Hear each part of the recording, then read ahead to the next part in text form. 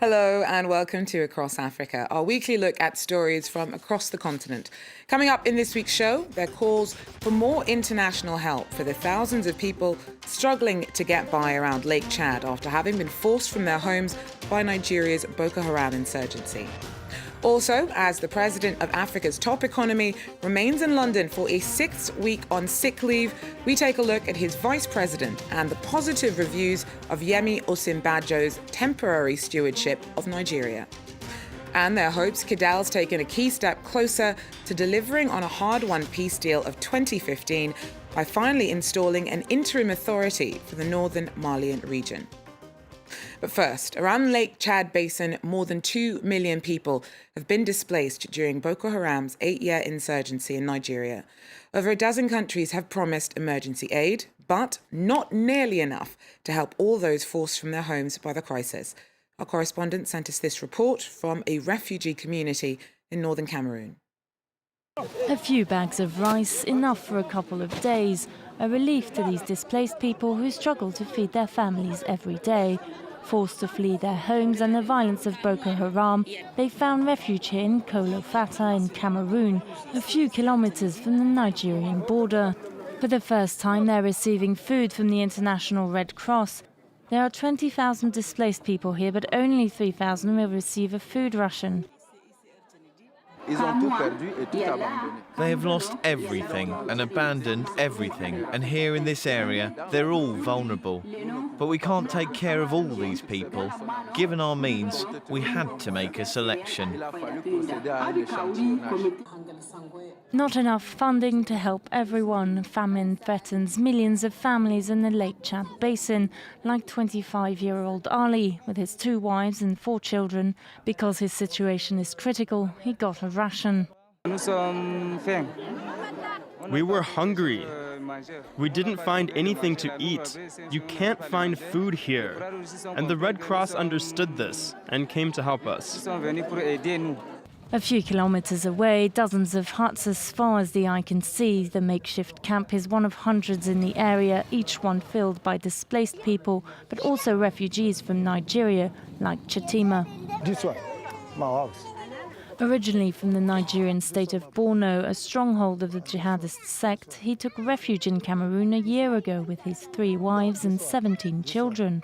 He struggles daily to feed his family. No, I go sell firewood and water.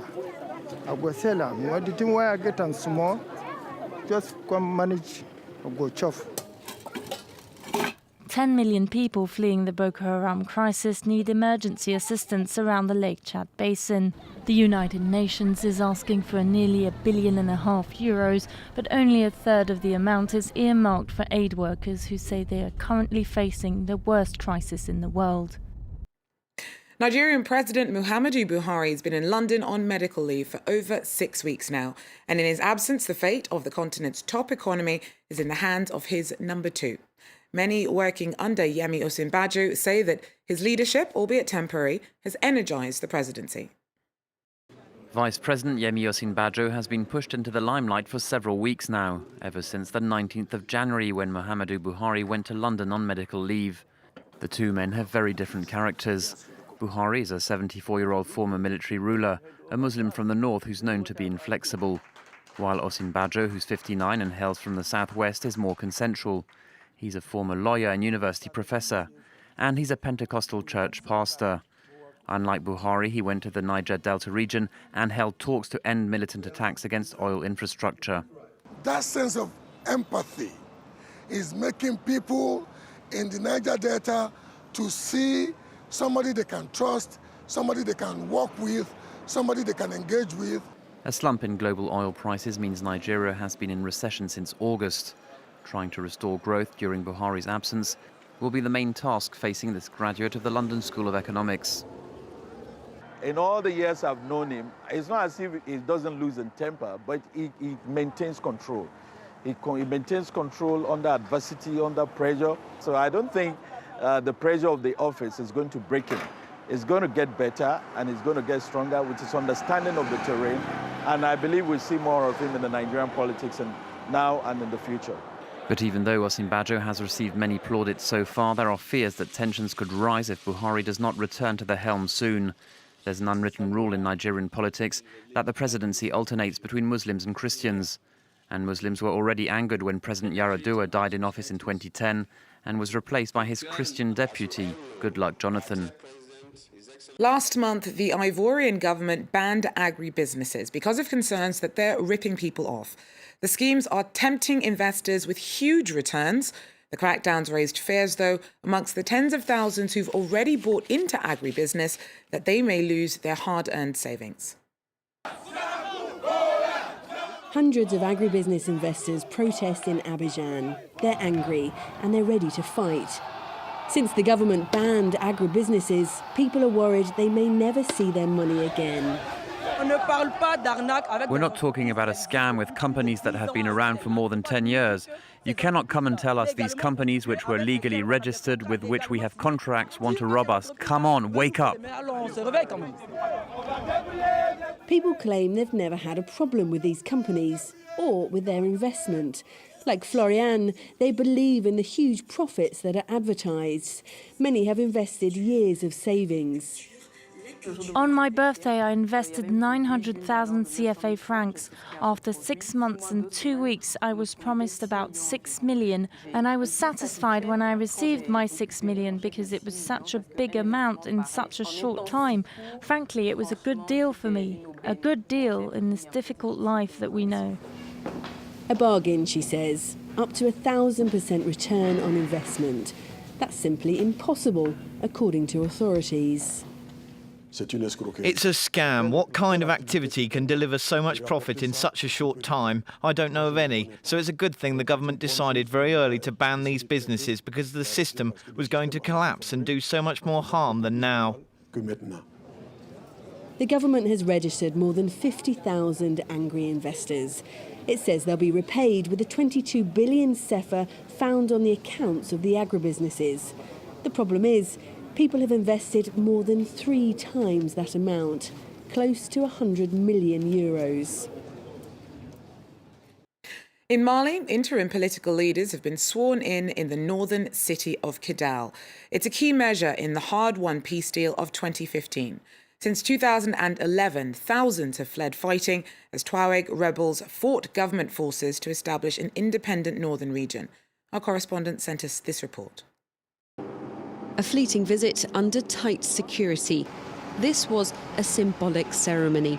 Officials spent less than 3 hours in the heartland of the ex-combatant group that led the Northern Rebellion. It's taken 18 months, but new governing officials have finally been sworn in. There was little pomp and circumstance, just a flag in Malian colours and a smattering of applause. A little earlier, a few observers waved flags and chanted Azawad, the name the former rebels gave to the northern region.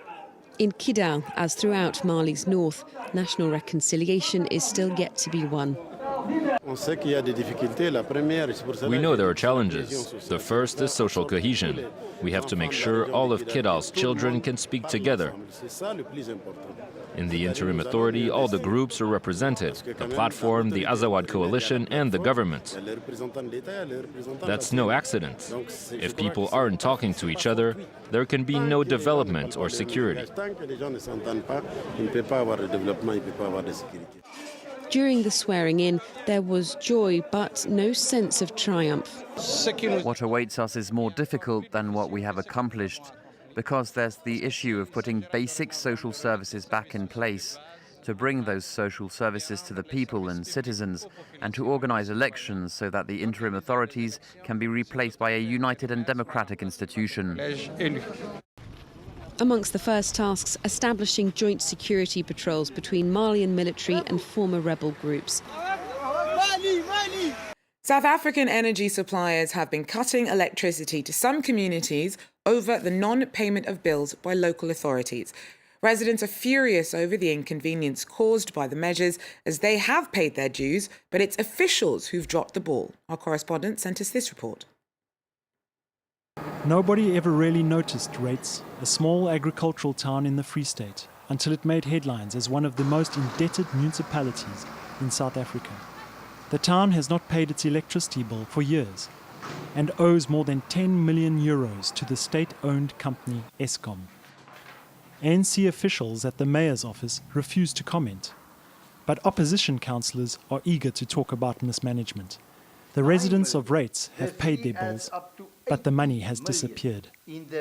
And in spite of the fact that the municipality owes so much money, the new mayor is driving a brand new BMW of over 700,000 rand. Businessmen are expecting the worst.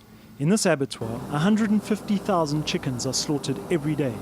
Without electricity, everything would come to a standstill and thousands of jobs are at stake. Generators have been installed to make sure that the freezers stay cold.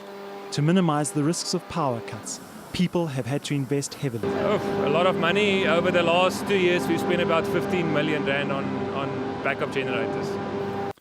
But generators are expensive and not a long-term solution. The agricultural cooperative that runs the business is negotiating. Obviously, I don't think it's fair. If I have paid my bills, then surely I need to have access to power. But I think it's no use in having a big fight with each other. I think it influences the whole community, so rather find a solution than have a big fight. Chicken producers might strike a deal by paying their bills straight to Eskom without going through the city.